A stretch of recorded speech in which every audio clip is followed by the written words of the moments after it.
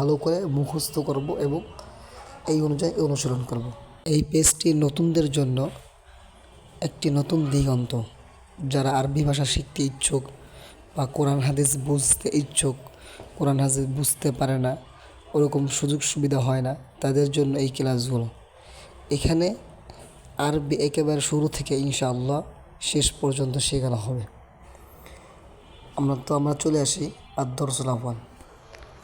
কিতাবুন একটি বই, কিতাবুন একটি বই, কলামুন একটি কলম, কুরসিয়ুন একটি চেয়ার, বাইতুন একটি ঘর, বাবুন একটি দরজা, মিসবাহুন একটি বাতি, জিদারুন একটি দেয়াল, সারিরুন একটি খাট।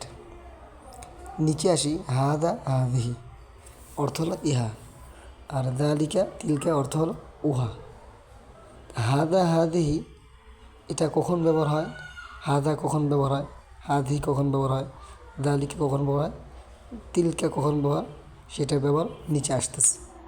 তাহলে আমরা বলতে পারি হাদা কিতাবুন, ইহা একটি বই, দালিকা কলামুন, উহা একটি কলম। হাদা হাদি কখন ব্যবহার হয় এটা আমাদের এখন বেশি জানা তো জরুরি না, তবে আমরা নিচের উদাহরণগুলো পড়ি এবং অনুশীলনগুলো ভালো করে শিখি। হাদা কিতাবুন, ইহা একটি বই, দালিকা কলামুন, উহা একটি কলম, হাদা মসজিদুন, ইহা একটি মসজিদ, দালিকা বাইতুন, উহা একটি ঘর। সর্বপ্রথম আমরা এই শব্দগুলো ভালো করে মুখস্থ করব এবং এই অনুযায়ী অনুসরণ করব। চলুন দ্বিতীয় পৃষ্ঠায়।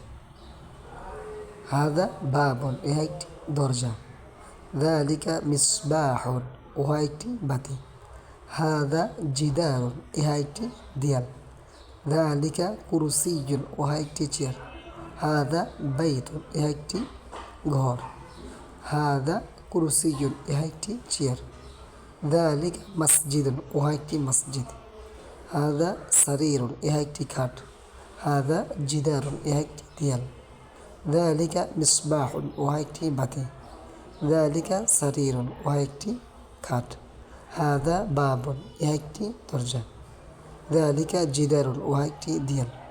তো আমরা প্রথমে শব্দার্থগুলো ভালো করে মুখস্থ করব এবং এই অনুযায়ী যত প্র্যাকটিস দেওয়া আছে প্রথমে এগুলো প্র্যাকটিসগুলো করব এবং আমাদের সামনে এই শব্দের অর্থ যেইগুলো পড়েছে এইগুলো যেই শব্দের সামনে আসবে ওই শব্দ আমরা পড়তে থাকবো ইনশাআল্লাহ।